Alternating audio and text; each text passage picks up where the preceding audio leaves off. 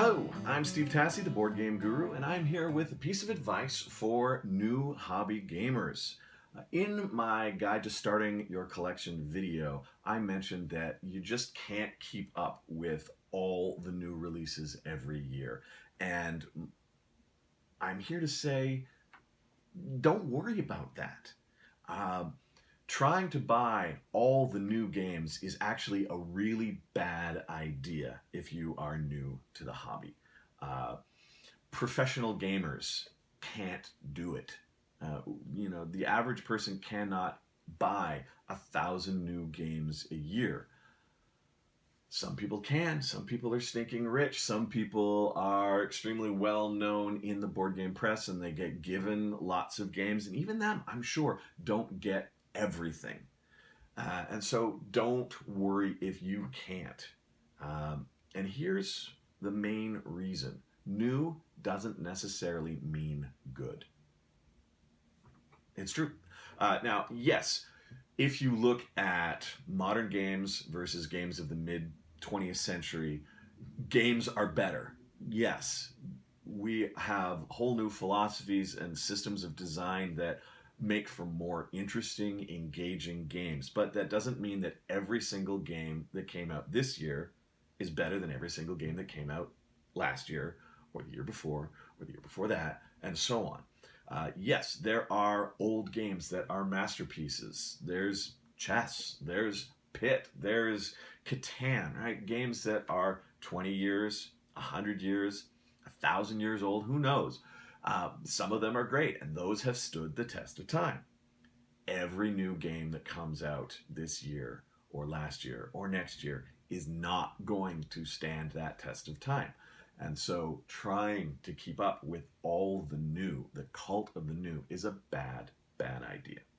Now, the industry needs it. Right? The board game industry needs to be constantly making new games and selling new games and having people like you and me buy new games. Otherwise, the board game industry collapses. But here's the thing. Your hobby and your collection doesn't need to be influenced by the cult of the new. There are so many games out there that are 5 years, 10 years, 20 years old that are new to you because they came out before you got into the hobby. Maybe they came out before you were born. And because they're new to you, they're new. And the thing is, if they're still around today, that means that they've proven themselves. They are worth getting. A game that came out last year or a game that's currently on Kickstarter that's getting hype, hype, hype. Lots of people are talking about it. They're tweeting about it. You're seeing YouTube videos about it. That doesn't mean that it's going to end up being a good game.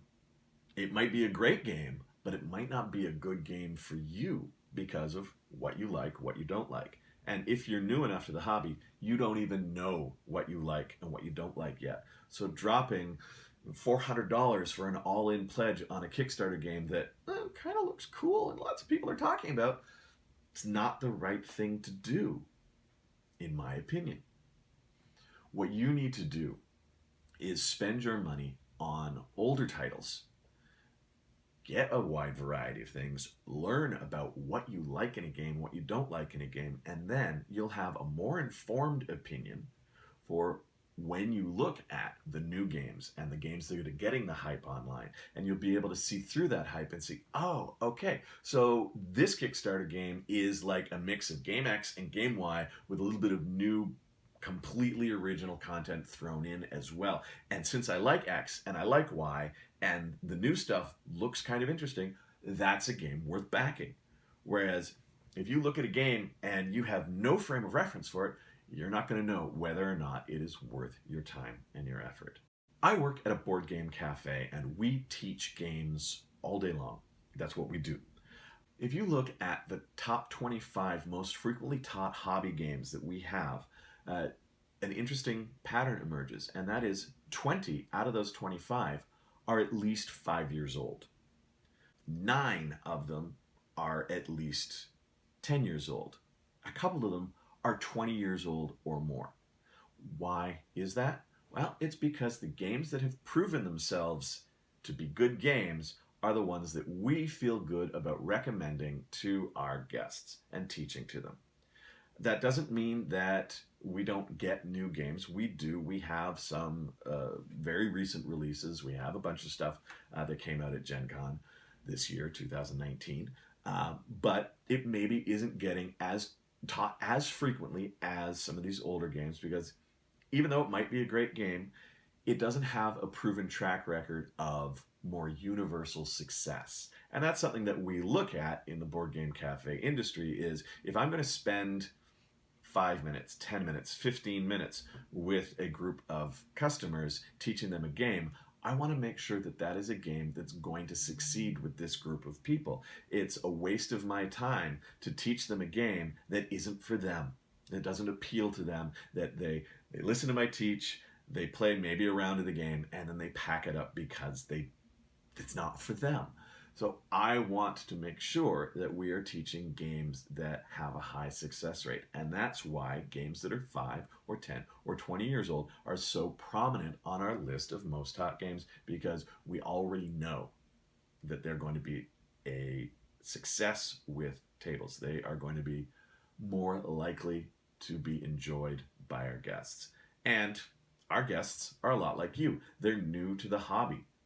Some of them haven't even taken really the first steps into the hobby. They're just out for a nice evening and having some fun. So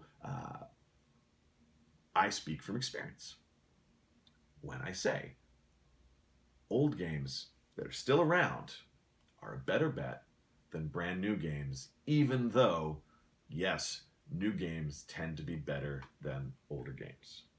If you haven't already, take a look at my Cartagena video. This game is about 20 years old, but it's still one of my favorites. It was out of print for a while, but a few years ago, Ravensburger brought it back. It is definitely part of my cult of the old, and I will be doing more videos highlighting some more cult of the old games that are new to you, but you should definitely take a look at. I'm Steve Tassi, the Board Game Guru. Thanks for watching.